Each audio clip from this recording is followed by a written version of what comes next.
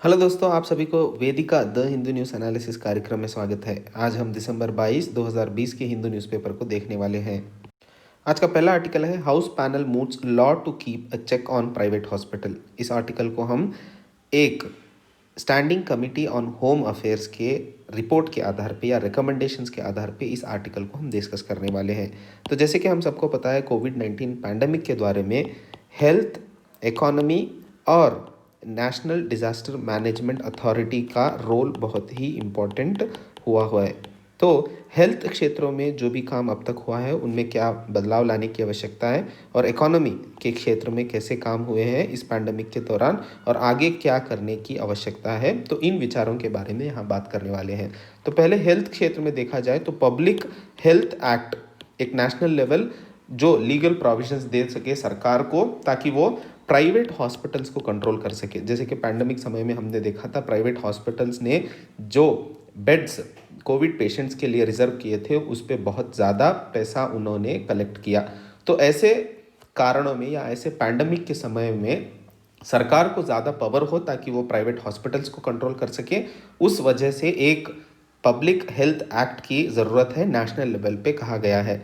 और दूसरा, जैसे कि मेडिसिन को भी ज़्यादा दामों पे बेचा गया जिन्हें कोविड-19 पेशेंट्स को ट्रीट किया जा रहा था, तो वैसे समय को या वैसे एक अनफोर्सिन सर्कमस्टांसेस को अगर बचाना है आगे के दिनों में, तो एक पब्लिक हेल्थ एक्ट की ज़रूरत है अभी के लिए। अगर इकोनॉमी के क्षेत्र में देखा जाए तो कोविड-19 पैंडमिक के बाद सभी लोगों की ज़िंदगी में स्टॉप आ गया था। जैसे बिजनेसेस थम गए थे, वह इकोनॉमी नहीं चल रहा था, तो आज भी फार्मर्स, नॉन फार्मर्स या स्मॉल एंड मीडियम एंटरप्रेन्योर्स जो भी हैं, वो सभी लोग लोन पाने के लिए या इकोनॉमी को फिर से आगे चलाने के लिए बहुत ही दिक्कत कर रहे हैं। तो उन लोगों को कुछ ऐसे प्रावधान बनाए जाएं ताकि वो अपनी बिजनेस फिर से रिवाइव कर सकें। और कुछ प्रोग्राम्स जो सरकार ने बनाई थी इन लोगों के लिए, वो अभी भी ग्रास रूट लेवल में सही इम्प्लीमेंटेशन ना होने की शंकाएं भी दिखाई जा रही है। तो इकोनॉमी के क्षेत्र में उन सबको काम करने की ज़रूरत है। नेशनल डिजास्टर मैनेजमेंट अथॉरिटी जो 2005 में लागू किया गया, नेशनल, स्टेट और डिस्ट्रिक्ट लेवल में एक डिजास्टर के संबंधित प्रिपेयर्डनेस, इम्प्लीमेंटेशन और रेस्क्यू के बारे में ये काम करता है। इसके नेशनल डिजास्टर मैनेजमेंट अथॉरिटी के चेयरमैन होते हैं प्रधानमंत्री। इसके बारे में एक सेपरेट वीडियो भी देखेंगे। तो नेशनल डिजास्टर मैनेजमेंट अथॉरिटी जो इस पैंडमिक को बहुत सफलता से टैकल कर पाया, कम्युनिटी अवेयरनेस को बढ़ा पाया, लेकिन इसमें एक सेपरेट विंग की ज़रूरत है जो ऐसे कोविड-19 पैंडमिक्स को देख सके या उन्हें हैंडल कर सके। तो ये सारे रिकमेंडेशंस हैं जो parliamentary standing committee on home affairs ने दिए हुए हैं। तो इन्हें हमें अगले पैंडमिक के बाद के देश की या पैंडमिक के बाद के सिस्टम के बारे में जानने के लिए बहुत ही महत्व है। अगला आर्टिकल है suspension of insolvency and bankruptcy code extended till March 21। जैसे कि हम सबको पता है, पहले हमें जानना होगा इंसॉल्वेंसी एंड बैंक्रप्सी कोड क्या होता है। तो इंसॉल्वेंसी एंड बैंक्रप्सी कोड 2016 में लागू किया गया था। जैसे कि हम सबको पता है, देश में बैंक से जब भी पैसा लिया जाता है तो जो पैसा दे रहा है उसे हम क्रेडिटर कहेंगे, जो पैसा ले रहा है उसे हम डेबिटर कहेंगे। तो देश में इस क्रेडिटर और डेबिटर रिलेशनशिप में या बिजनेस में ज़्यादा रिस्क होने के कारण बहुत से बार ऐसा हो जाता है कि डेबिटर को वापस पैसा देने के लिए कुछ होता ही नहीं है। तो इन कारणों में या ऐसे सिचुएशनों में कैसे सॉल्व किया जाए वो बहुत ही चर्चित विषय है और इस विषय में बहुत से लॉस भी लाए गए। जैसे देश में पहले थे कंपनी लॉ बोर्ड था, उसके बाद डेब्ट रिकवरी ट्रिब्यूनल बनाए गए, उसके बाद हुआ सरफेसी एक्ट 2002। तो इन सब में भी ये नहीं कर पाए या इस इशू को या इस प्रॉब्लम को हम सही तरह से सॉल्व नहीं कर पाए। तभी 2016 मई महीने में इंसॉल्वेंसी एंड बैंक्रप्सी कोड को लाया गया, जिसके अधिनियम में एक सिस्टम बनाया गया, एक टाइम फ्रेम बनाया गया जिसके अंदर बहुत सिस्टमेटिकली ये प्रॉब्लम को हम सॉल्व कर सकेंगे। तो अभी इसकी आवश्यकता क्या है और आज हम क्यों डिस्कस कर रहे हैं। जैसे हम सबको पता है, मार्च 25 को लॉकडाउन होने के बाद बहुत से इंडस्ट्रीज बंद होने के कारण बहुत से लोग सही समय में पैसा नहीं वापस दे पाए। तो उन लोगों पे ये इंसॉल्वेंसी और बैंक्रप्सी कोड ना लगाया जाए और जो दिसंबर 25 तक समय दिया गया था उसे अब एक्सटेंड करके मार्च 2021 तक एक्सटेंड किया जा रहा है सरकार की तरफ से, ताकि बिजनेस और एंटरप्रेन्योर्स को और अवकाश मिले कि वो आगे बढ़े और अपनी बिजनेस को फिर रिवाइव करके इकोनॉमी को स्टेबलाइज करने में सहायता करे। अगला आर्टिकल है new irrigation model to help desert villagers. तो इस आर्टिकल में हम लोग Indian institute of technology Delhi rural technology action group में एक मॉडल तैयार किया है जो एक माइनर इरिगेशन मॉडल है जिसका नाम है सब सरफेस पोरस वेजल।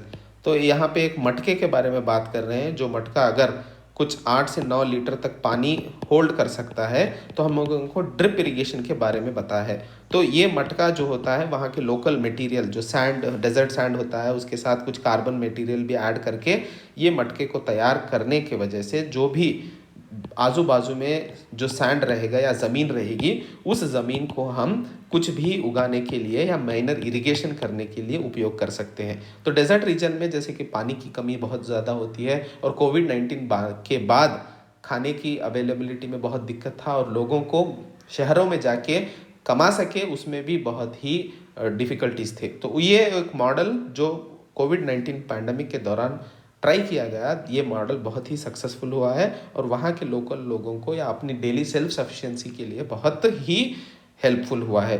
तो इसकी वजह से ना कि हाई यील्डिंग क्रॉप्स मिले हैं या हाई यील्ड मिला है, बल्कि सॉइल की न्यूट्रिएंट कैपेबिलिटी को भी बढ़ोतरी मिली है। तो ये एक एनवायरनमेंट फ्रेंडली और सेल्फ सफिशिएंसी की तरफ एक अच्छा मार्ग है जिसे हमें याद रखना चाहिए। एग्जाम्पल के तौर पे एसएमए या फिर कोई भी गवर्नमेंट इनिशिएटिव्स या नॉन गवर्नमेंटल ऑर्गेनाइजेशंस या other organisations who can contribute to the development of society में ये बहुत ही महत्वपूर्ण विषय होगा। अगला आर्टिकल है postal ballots are to help those abroad. जैसे कि हम सबको पता है इस आर्टिकल को हम इलेक्शन कमीशन ऑफ इंडिया ने देश के communist party of India Marxist के जनरल सेक्रेटरी सीताराम येचुरी के एक लेटर के दौरान उसे उत्तर देते हुए इन विषयों के बारे में डिस्कस किया गया है। जैसे कि हम सबको पता है 2011 में एक अमेंडमेंट लाया गया registration of overseas representation of people act 1957 के अतिरिक्त ओवरसीज सिटीजन्स को भी रजिस्ट्रेशन वोटिंग के लिए किया गया। लेकिन ये जो एनआरआईज होंगे ये एनआरआईज उसी कॉन्स्टिट्यूंसी में इन पर्सन करेंगे जहां वो रजिस्टर्ड है। इनको कोई भी पोस्टल या प्रॉक्सी वोटिंग की अब प्रावधान नहीं है। तो इलेक्शन कमीशन ऑफ इंडिया ने अभी ये कहा है कि जैसे कि देश में आज electronically transmitted postal ballot system आज गवर्नमेंट सर्विस वोटर्स को मिलता है, that is called service voters. तो आर्म्ड फोर्सेस में जो है या गवर्नमेंट ऑफ इंडिया या केंद्र सरकार के अधीन में जो बाहर देशों में काम कर रहे हैं उनके लिए ये प्रावधान बनाया गया। तो इसे बनाने के लिए पहले इन्हें बदलाव करना पड़ा कंडक्शन ऑफ इलेक्शन रूल्स 1961 में। तो इनमें बदलाव किए गए 2016 में बदलाव करके इन सर्विस वोटर्स को प्रावधान दिया गया जिसके अधिनियम electronically transmitted voter ballot system जो है वो आज सक्सेसफुली इन सर्विस वोटर्स को काम मतलब किया जा रहा है। तो अभी इस प्रोविजन को या इस एक पोस्टल बैलेट और प्रॉक्सी वोटिंग सिस्टम को ओवरसीज एनआरआईज को भी दिया जाए ताकि वो दूसरे देश में है और 2011 में रिप्रेजेंटेशन ऑफ पीपल एक्ट 1951 में किए हुए बदलाव के बाद भी ये अपना वोट नहीं दे पा रहे हैं। तो इस हिसाब में इलेक्शन कमीशन ऑफ इंडिया ने ministry of law and justice को अपने रिकमेंडेशंस या कंसल्टेशन दिया है। तो अभी आगे के दिनों में देखना होगा कि ministry of law and justice कैसे इसके बारे में रिपोर्ट करता है। अगला आर्टिकल है नेपाल इन टर्मोइल। तो जैसे हम सबको पता है कि संडे के दिन Nepali prime minister K P Sharma Oli ने अपने पार्लियामेंट को डिसॉल्व कर दिया। जैसे कि हम सबको पता है 2015 में नेपाल का संविधान बनाया गया था। 2017 में पहली सरकार अप्रैल मई में आई हुई थी। तो ये सरकार 2021 तक चलने वाली थी। तो पहले हम ये जानेंगे कि सरकार कैसे बनी थी। 2017 में बनी हुई सरकार केपी शर्मा ओली की जो पार्टी है मतलब एनसीपी उनके दो फैक्शंस थे। आज जो सरकार चल रही है वो नेशनलिस्ट कम्युनिस्ट पार्टी है जो दो सरकार या दो पार्टियों के अलायंस से बनी हुई थी। तो वो जो पार्टियों के अलायंस आप देखोगे तो पहला है communist party of Nepal Maoist centre और अलग है सीपीएन यूएमएल। तो ये जो दो पार्टी हैं ये दोनों पार्टी मिलके एनसीपी बनाए हुए थे, नेशनल कम्युनिस्ट पार्टी, और ये पार्टी 2017 में अपनी सरकार बना पाई थी। लेकिन केपी शर्मा ओली जी अपनी एक पावर हंगर की वजह से शायद आज इस सिचुएशन में देख रहे हैं। जैसे कि हम सबको पता है ये यंगेस्ट डेमोक्रेसी है। आज ये जो हुआ है ये पॉलिटिकल टर्मोइल या पॉलिटिकल इंस्टेबिलिटी को दिखाता है। यहाँ पे दो बात है, एक है कॉन्स्टिट्यूशनल बात। जैसे कि देखा जाए तो संविधान के अधिनियम, नेपाली संविधान के अधिनियम में अगर पार्लियामेंट को डिसॉल्व करना है तो सिर्फ हंग असेंबली के समय ही किया जा सकता है। लेकिन यहाँ पे मेजॉरिटी होने के बाद भी डिसॉल्व करना कहाँ तक सही है? जैसे कि प्रेसिडेंट ने, राष्ट्रपति ने अभी इसे मंजूरी दे दी है, तो अभी ये कोर्ट में डिसाइड किया जाएगा। दूसरा क्या है? दूसरा पॉइंट ये है कि आखिर में केपी शर्मा ओली ने ये स्टेप लिया ही क्यों? जैसे कि हम सबको पता है इस एनसीपी ने या केपी शर्मा ओली ने एक ऑर्डिनेंस पास किया था जिसके अधीनम या जिसके अतिरिक्त प्रधानमंत्री को एक स्पेशल पावर मिलेंगे कुछ अपॉइंटमेंट्स में। तो वहाँ पे system of checks and balances जो है वो निकाला जाएगा। तो ऑपोजिशन पार्टी और पार्टी में रहे कुछ अपने ही लोग इस ऑर्डिनेंस के खिलाफ थे। तो इस प्रेशर में आके जहाँ पे केपी शर्मा ओली ने मान लिया था कि ठीक है भाई, मैं ऑर्डिनेंस वापस ले लूँगा, लेकिन ऑर्डिनेंस वापस लेने के बजाय उन्होंने संडे को इस पार्लियामेंट को डिसॉल्व कर दिया। तो अगला इलेक्शन 2021 अप्रैल में मई में होगा। तो तब तक देश में पॉलिटिकल इंस्टेबिलिटी और कोविड-19 के दौरान हो रहे आर्थिक मंदी को कैसे मैनेज किया कर पाएगा ये यंगेस्ट डेमोक्रेसी, इसकी बातों में मतलब ये विषय सोचने वाली हुई है। अगला आर्टिकल है key steps to get this spectrum auction right. तो जैसे कि हम सबको पता है दिसंबर 16 को यूनियन कैबिनेट ने रेडियो स्पेक्ट्रम ऑक्शन के बारे में अपनी मंजूरी दे दी है कमर्शियल मोबाइल सर्विसेज के लिए। तो इनमें मिड साइज और मिड बैंड फ्रीक्वेंसीज और सब गीगा हर्ट्ज फ्रीक्वेंसीज को ऑक्शन दिया जाएगा। इस ऑक्शन से पहले जब हमें ये जानना है कि 2016 में भी ऑक्शन किया गया था, तब और अब में क्या कंपैरिजन देखना है, वहाँ हुआ क्या था, आज होने वाला क्या है, इसे हम यहाँ समझेंगे। जैसे कि 2021 मार्च में अगला ऑक्शन होने वाला है, तो 2016 के बारे में पहले जानेंगे। 2016 में जब ऑक्शन किया गया था तब सरकार ने चाहा था या सरकार का एक्सपेक्टेशन था अराउंड $90 बिलियन पोटेंशियल है इस स्पेक्ट्रम की वजह से, लेकिन इसके 1/10 को भी सरकार नहीं जुटा पाई क्योंकि 700 मेगाहर्ट्ज का जो स्पेक्ट्रम बैंड था शायद इसे बेच ही नहीं पाए। तो क्या कारण थे 2016 के ऑक्शन के फेलियर्स के पीछे और 2021 में क्या करना है? तो यहाँ पे 4 पॉइंट्स बात किए जा रहे हैं। तो पहला है रिजर्व प्राइस। रिजर्व प्राइस होता है प्राइस ऑफ जो बैंड बताया जा रहा है, जितना लिमिट किया जा रहा है। तो वो रिजर्व प्राइस इतना ज़्यादा था कि कुछ लोगों ने 700 मेगाहर्ट्ज के स्पेक्ट्रम को लेना ही सही नहीं समझा। तो रिजर्व प्राइस में कमी करने की आवश्यकता है ताकि इस बार का जो ऑक्शन पोटेंशियल माना जा रहा है $50 बिलियन, वो शायद हम हासिल कर सके और ये ऑक्शन सक्सेसफुल हो, ना कि 2016 की तरह फेलियर। तो रिजर्व प्राइस के साथ वॉइस ओवर इंटरनेट सब्सक्राइबर्स के बारे में बात कर रहे हैं, जैसे कि OTT platforms, over the top platforms, Netflix, Amazon, ये सब सर्विसेज हो गए। ये लोग भी वॉइस ओवर इंटरनेट सब्सक्राइबर्स को आवश्यकता या प्रोविजंस देने के बारे में सोच रहे हैं। अगर सरकार इनके बारे में, क्योंकि इन्हें कैसे रेगुलेट किया जाता है इसके बारे में कोई भी क्लैरिटी नहीं थी, अभी तो ministry of information and broadcasting इन्हें इसके रेगुलेशन में आता है, तो कैसे किया जाएगा उसका एक प्रश्न अभी भी बचा है, तो इसे क्लैरिटी पाना है। और तीसरा है अनलाइसेंस्ड स्पेक्ट्रम्स को बढ़ोतरी देना। अनलाइसेंस्ड स्पेक्ट्रम्स को अगर बढ़ोतरी दी गई तो वाईफाई सर्विसेज फ्री किए जा सकते हैं। तो वाईफाई सर्विस किया गया तो मोबाइल सर्विसेज पे कम लोड गिरेगा, जिसकी वजह से और एक लाभ है, जैसे पिछले वीक में हमने देखा था PM वाणी स्कीम के बारे में। देश में वाईफाई को हर घर में पहुंचाने की जो आकांक्षा है सरकार की, उसे भी सफलता से कर सकते हैं। और चौथा बात है विजिबिलिटी, स्पेक्ट्रम विजिबिलिटी। जैसे कि कुछ स्पेक्ट्रम्स को अभी कुछ दिनों के बाद बेचने के बारे में, या कुछ स्पेक्ट्रम्स अभी जो हो रहे हैं उनमें क्लैरिटी, जैसे कि डिपार्टमेंट ऑफ स्पेस 26 गीगाहर्ट्ज का जो स्पेक्ट्रम है उसे छोड़ने वाला है मोबाइल सर्विसेज के लिए, लेकिन क्या कब छोड़ने वाला है, उसका क्या स्पेसिफिकेशन है, उसके क्या रेट्स हैं, उसके बारे में अभी तक कोई भी क्लैरिटी नहीं है। तो बहुत सारे बायर्स या बिडर्स जो होए तो वो अभी खरीदे या आगे के दिनों में खरीदे या कौन सा स्पेक्ट्रम खरीदे, उसके बारे में कन्फ्यूजन्स में ही बहुत से बार ये ऑक्शंस फेल होने की संख्याएं देखी जाती हैं। तो reserve price, voice over internet protocol for OTTs, unlicensed subscribe या स्पेक्ट्रम, और चौथा हो गया स्पेक्ट्रम विजिबिलिटी को ज़्यादा करने की आवश्यकता है, ताकि इस स्पेक्ट्रम को 2021 में जो किया जा रहा है वो सक्सेसफुल हो, ना कि 2016 की तरह फेल्योर। अगला आर्टिकल है लेसन्स फ्रॉम मोनाश। तो मोनाश एक यूनिवर्सिटी है ऑस्ट्रेलिया की। तो इस आर्टिकल में हम ये जानने के प्रयत्न कर रहे हैं, जैसे कि नेशनल एजुकेशन पॉलिसी 2020 के अधिनियम में एक प्रावधान दिया गया है इंटरनेशनल ब्रांच कैंपस। तो इंटरनेशनल ब्रांच कैंपस क्या होता है, जैसे कि हमने मोनाश यूनिवर्सिटी के बारे में जाना। मोनाश यूनिवर्सिटी अभी ऑस्ट्रेलिया में स्थापित है, तो इसका ब्रेस ब्रांच है।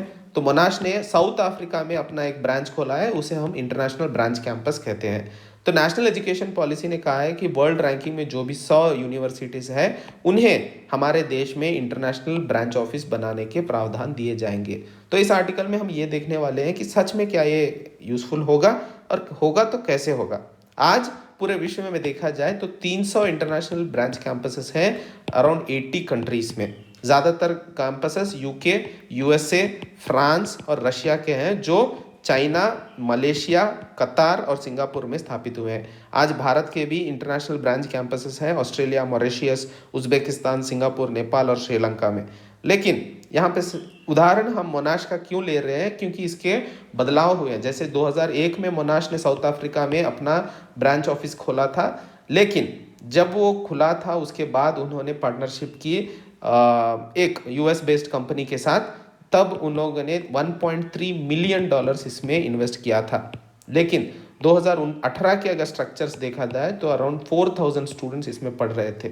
जब इतने पढ़ रहे हैं तो 40% साउथ अफ्रीका थे और बाकी के सभी बाहर वाले थे। तो ये सब जब चल रहा था तो वो लोगों ने फिर से इसे सोचा कि इंडिपेंडेंट साउथ अफ्रीकन कोई पार्टनर को दे देते हैं। तो ये जब बदलाव हो रहा है सिस्टम में, इससे 4 थिंग सिद्ध होते हैं। एक तो ये है कि ब्रांच जो होम मोनाश यूनिवर्सिटी में बहुत फेमस यूनिवर्सिटी है, लेकिन वही फेमस या वही करिकुलम को वो इंटरनेशनल ब्रांच कैंपस में मेंटेन नहीं कर पाया।